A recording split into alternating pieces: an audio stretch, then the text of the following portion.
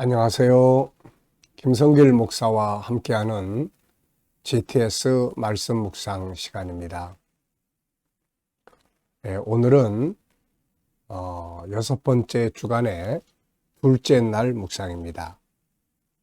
오늘 묵상의 주제는 중요한 것 찾기가 되겠습니다. 우리가 살아가면서 이 중요한 것을 잘 찾으면 우리의 삶에 좋은 결과들을 얻게 됩니다.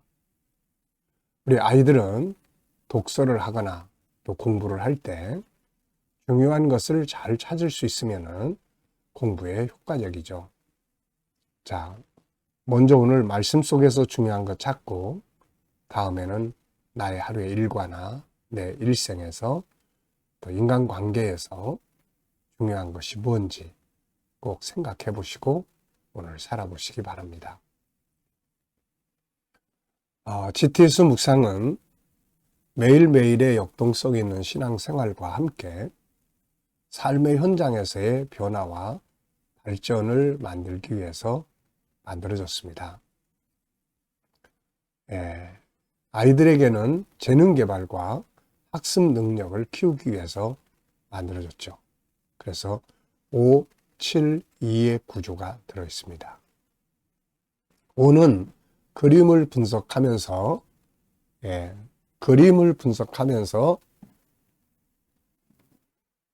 생각의 기능을 키우는 일입니다. 하나님이 우리에게 주신 최고의 선물은 바로 생각의 기능이에요. 아이들에게는 이게 공부하는 두뇌가 됩니다. 그래서 이 5를 분석하면서 사용하는 5가지의 주제는 생각을 활성화시키고 공부 잘하게 만들어주는 두뇌를 만들어줍니다. 7은 매일매일의 삶의 주제입니다. 이 주제를 중심으로 그날을 살아가면 좋은 변화와 발전이 있고, 이 주제를 중심으로 아이들이 독서를 하거나 공부를 하면 학습 효과가 뛰어나게 발전을 합니다. 그리고 전체를 모아가지고 어떤 문제에 대해서 점검을 하면은 컨설팅의 도구가 되고 아이들에게는 학습 점검의 도구가 될 수 있습니다. 2는 질문 만들기와 주님과 소통하고 영감 얻는 시간입니다. 주님은 살아계시고 우리와 함께 계시는 분입니다. 이분과 늘 묻고 소통하고 영감 얻는 것이 삶의 승리의 비결이죠. 5, 7, 2. 자, 오늘도 이것을 익숙하게 또 한번 훈련하는 시간 되시기 바랍니다. 자, 오늘도 먼저 그림 분석부터 시작을 하겠습니다.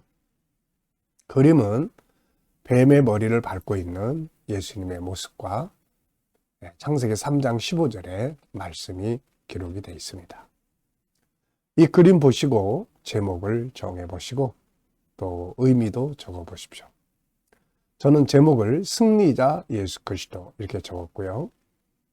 주님은 패배할 수 없는 분이다. 그분은 전능하신 하나님이시기 때문이다. 그분은 마귀를 심판하시고 죄를 심판하시기 위해서 세상에 오셨다. 이렇게 적어봤습니다. 두 번째는 분석입니다. 눈에 보이는 것과 보이지 않는 것. 자, 이 그림에서 눈에 보이는 것은 뱀의 머리를 밟고 계시는 예수님의 모습. 그리고 창세기 3장 15절의 말씀이 2개의 동그라미 속에 들어 있습니다. 뱀이 한 마리 밟혀 있고요. 자, 그리고 노란색의 배경이 뒤에 있습니다. 자, 그리고 보이지 않는 부분에는 뭐가 있을까요? 이 그림과 관계돼서 보이지 않는 부분. 우선 뱀의 정체가 있고요. 또 예수님의 본질. 예수님 도대체 어떤 분이신가? 누군가? 그리고 이 그림과 관계돼서 천국, 지옥이 있고 인간의 죄가 있고 그리고 십자가가 있고 구원이 있습니다. 이런 것들은 다 보이지 않지만 이 그림과 관계된 내용들이죠. 자, 우리가 살아가는 이 세상이 이렇게 보이는 부분만 있는 게 아니라 보이지 않는 부분들도 정말 많습니다. 이걸 잘 찾아야 변화, 발전을 만들 수 있죠. 세 번째입니다. 그림에서 가장 중요한 것은 무엇인가요? 저는 뱀의 머리를 깨트리시는 사건. 이것은 십자가와 재림하심으로 완성된다. 이렇게 적어봤습니다. 연상법 훈련입니다. 눈 감아보시고요. 그림 한번 기억해 보십시오. 먼저 뱀의 머리를 밟고 계시는 예수님, 밟혀 있는 뱀, 그리고 두 개의 동그라미 속에 창세기 3장 15절의 말씀이 나누어서 기록되어 있고 배경에 노란색 바탕이 있습니다. 자, 또 이 그림을 보시면서 연결되어 있는 성경 구절을 또 생각해 보시기 바랍니다. 저는 먼저 창세기 3장 15절 그리고 요한복음 16장 내가 세상을 이겼노라. 골로새서 2장에서는 예수께서 십자가로 승리하셨다고 말씀하고 있습니다. 계시록 21장 7절에는 이기는 자들이 하나님의 나라를 유업으로 받게 된다고 하셨습니다. 예수님은 이기는 자이죠. 신천지 이만희가 자기를 이기는 자라고 하는데 이것은 사기를 치는 거죠. 이기는 자는 예수님이고 그와 함께 속한 우리 모든 성도들도 이기는 자가 되는 거죠. 이겨야 합니다. 오늘도 우리의 삶의 현장에서 어떤 상황에 있든지 이기는 자의 확신을 갖고 승리할 수 있어야겠습니다. 우리는 이기는 자의 후손이기 때문이죠. 자, 아이들과 GTS를 나누는 분들은 이 그림 속에 있는 수학 공식 한번 또 한 가지쯤 생각해 보게 하고 지나가시기 바랍니다. 항상 말씀드립니다만 공부라는 것이 책상 앞에서 책만 보고 해서는 별로 재미가 없고 효과도 없습니다. 생활 속에서 응용된 것들을 찾고 또 배운 것을 삶에서 응용해 보는 것이 참 중요한 거죠. 자, 상상력 키우기입니다. 이 그림을 가운데 두시고요. 현재 그리고 앞에는 어떤 그림을 그리면 좋을지. 저는 앞에는 창세기 3장에서 인간이 선악과 따먹고 죄 짓는 장면을 그려볼 것 같아요. 결국 그것 때문에 이렇게 현재 예수님이 뱀의 머리를 깨트리는 사건이 벌어지게 된 거죠. 그리고 계시록 22장 14절 이 그림은 다시 생명나무에 나가는 성도들의 행복한 모습을 그려볼 것 같습니다. 자, 미래를 어떻게 살고 싶은가요? 그렇다면 지금 무엇을 해야 할까요? 오늘도 미래 비전 한 번쯤 또 생각해 보시기 바랍니다. 자, 이번 주간에 본문 말씀 마태복음 1장 18절로 25절까지를 또 보겠습니다. 구조는 2, 4, 2 이렇게 되어 있습니다. 자, 예수 그리스도의 나심은 이러하니라. 그의 어머니 마리아가 요셉과 약혼하고 동거하기 전에 성령으로 잉태된 것이 나타났더니 그의 남편 요셉은 의로운 사람이라. 그를 드러내지 아니하고 가만히 끊고자 하여 이 일을 생각할 때에 주의 사자가 현몽하여 이르되 다윗의 자손 요셉아 네 아내 마리아 데려오기를 무서워하지 말라. 그에게 잉태된 자는 성령으로 된 것이라. 아들을 낳으리니 이름을 예수라 하라. 이는 그가 자기 백성을 그들의 죄에서 구원할 자이심이라 하니라. 이 모든 일이 된 것은 주께서 선지자로 하신 말씀을 이루려 하심이니 이르시되 보라 처녀가 잉태하여 아들을 낳을 것이요 그의 이름은 임마누엘이라 하리라 하셨으니 이를 번역한즉 하나님이 우리와 함께 계시다 함이라. 요셉이 잠에서 깨어 일어나 주의 사자의 분부대로 행하여 그의 아내를 데려왔으나 아들을 낳기까지 동침하지 아니하더니 나음의 이름을 예수라 하니라. 아멘. 자, 감사한 것 적어보겠습니다. 어제 하루 어떻게 지내셨는지 하루의 일과 한번 생각하시면서 감사한 것 적어보시고 어려운 일이 있었더라도 또 그 속에서 감사한 것 또 찾아보시기 바랍니다. 세상에 힘들고 어려움 속에도 감사의 씨는 반드시 있기 마련이고요. 감사의 씨를 찾아서 물주고 키우면 그 환경은 감사의 환경으로 바뀌게 됩니다. 자, 오늘 하루 일과를 또 시작하시면서 감사한 것도 적어보시고요. 네, 미래를 생각하시면서 또 감사 내용 적어보시기 바랍니다. 자, 1번입니다. 본문에서 오늘 느껴지는 것은 무엇인가요? 저는 오늘 이 본문을 보면서 의로운 사람이라는 이 단어가 마음에 와 닿습니다. 의로운 사람 요셉. 의로운 사람. 일단 사람이 착해야죠. 네, 사람 착해야 합니다. 사람이 막 독하고 악하면 안 돼요. 근데 요셉은 기본적으로 착한 사람인 것 같아요. 본문 속에 요셉의 의로움이 두 가지로 나타납니다. 하나는 인간적인 의로움이 있어요. 인간적, 본래 착한 사람으로서의 의로운 행동. 마리아가 임신했다는 소식을 들었을 때 참 충격을 받았겠죠. 자기하고 약혼한 사람이 자기하고 동거도 하지 않고 아기가 임신했다는 게 이게 말이 되지 않는 이야기죠. 당시에 이런 사람들은, 이런 여자들은 공개 재판을 통해서 돌로 처형을 하게 돼 있죠. 그 법에 따르면 마리아는 꼼짝없이 돌 맞아 죽게 생겼습니다. 요셉은 성품이 착한 사람. 그래서 조용하게 그냥 정리하고자 했던 거죠. 마리아와 또 그 속에 들어있는 아기를 살리고자 한 거죠. 자, 그 다음에 또 하나의 의로움은 이제 천사가 와서 하나님의 말씀을 전했을 때 그것을 믿고 순종하는 의예요. 이것을 믿음의 의라고 합니다. 이것은 자기 기분이나 자기 감정과 상관없이 말씀을 순종하는 의입니다.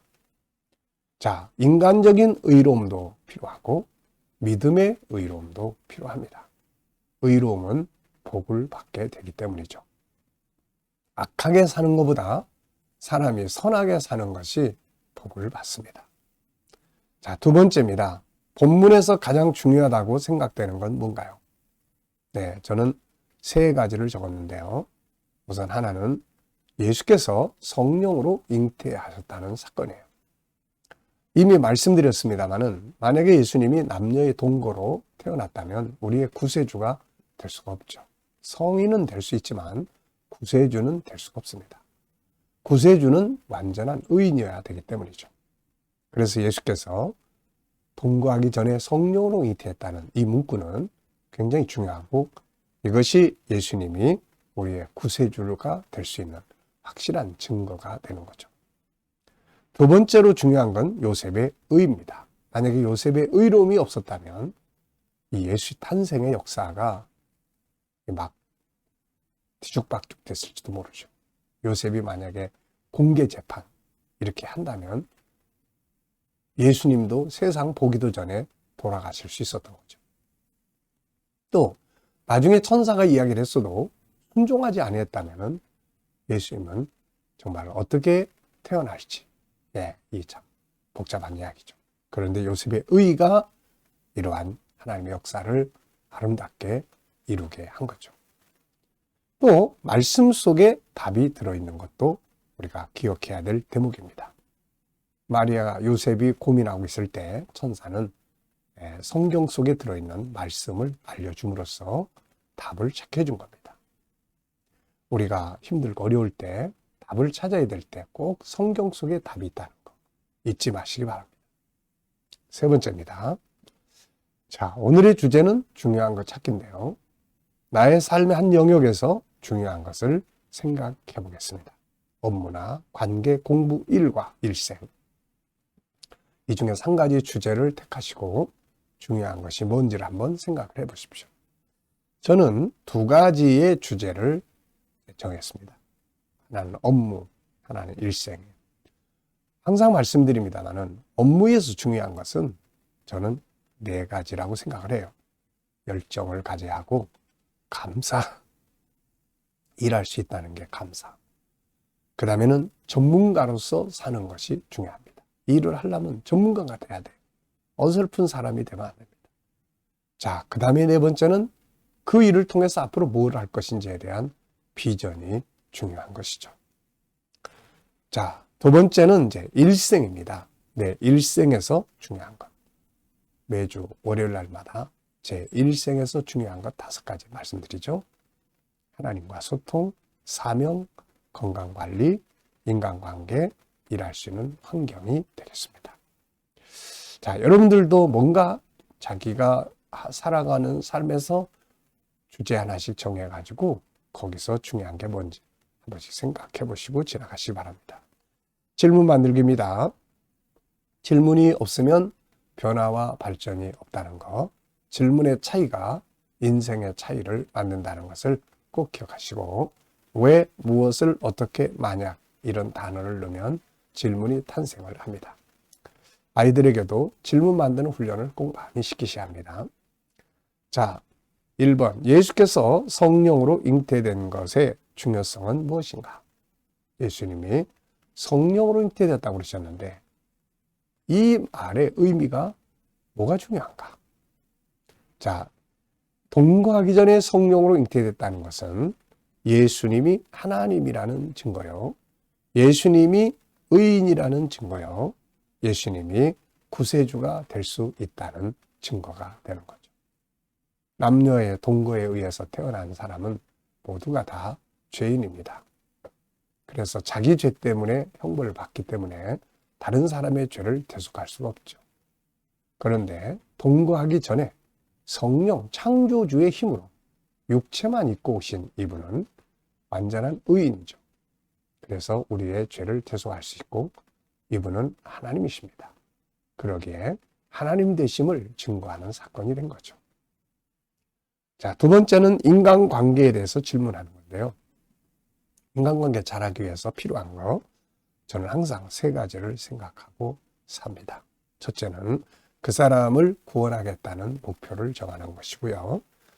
구원하겠다는 생각을 가지면 좀 더 잘할 수 있죠.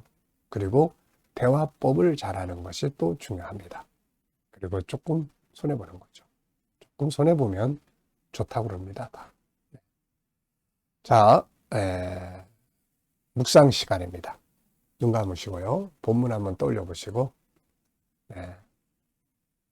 7가지 주제도 꼭 떠올려 보세요. 그리고 오늘 나의 삶의 현장, 나의 미래 비전, 오늘 만나는 사람, 해야 될 일, 업무, 해결해야 될 문제들 다 떠올려 보시고 주님과 상담 물으시고 또 기다리시고 주님 어떻게 할까요? 주님이라면 어떻게 하시겠습니까? 제가 어떤 말을 해야 될까요? 어떤 자세로 대하면 좋을까요? 묻고 기다리면은 주님 주시는 지혜, 말씀, 감동, 확신 이런 것들이 있습니다. 자, 이 영감을 가지고 살면 우리의 감정이나 생각 가지고 사는 것보다 훨씬 좋은 결과를 얻습니다. 오늘도 이 영감을 가지고 좋은 하루 되시길 바랍니다. 기도하고 마치겠습니다. 주님 감사합니다. 오늘도 묵상으로 하루를 시작합니다. 묵상에 함께하는 모든 성도들의 가정, 직장, 사업장이 발전하게 하시고 형통케 하시며 새로운 일터를 구하는 자들에게 좋은 일터들이 예비되게 하여 주시고 오늘도 치료받는 병상에 있는 성도들 잘 싸워 이기게 하시고 치유의 효과가 더욱 뛰어나며 암세포들이 소멸되게 하여 주시옵소서. 오늘도 어려운 문제를 안고 기도하는 성도들에게 감당할 힘을 주시고 합력하여 선을 이루게 하여 주옵소서. 오늘도 이 나라와 민족이 함께해 주시고 발전하는 나라, 선교하는 나라, 거룩한 나라가 되게 하시며 나라의 지도자들에게 지혜를 주셔서 나라를 바르게 이끌어가게 하여 주옵소서. 오늘도 세계 곳곳에서 복음을 위해 수고하시는 선교사님들과 주의 종들에게 함께해 주시고 KDM 훈련을 통해서 천국 복음이 더욱더 온 세계에 전파되게 하시며 GTS 묵상이 오늘도 많은 이들에게 공급되고 다음 세대를 양육하는 귀한 프로그램으로 잘 사용되게 해 주옵소서. 주님, 믿지 않는 우리 자녀들, 친척들, 동료들 있으면 모두 다 그렇게 돌아와 구원받게 하여 주시옵소서. 감사하며 예수님의 이름으로 기도하옵나이다. 아멘.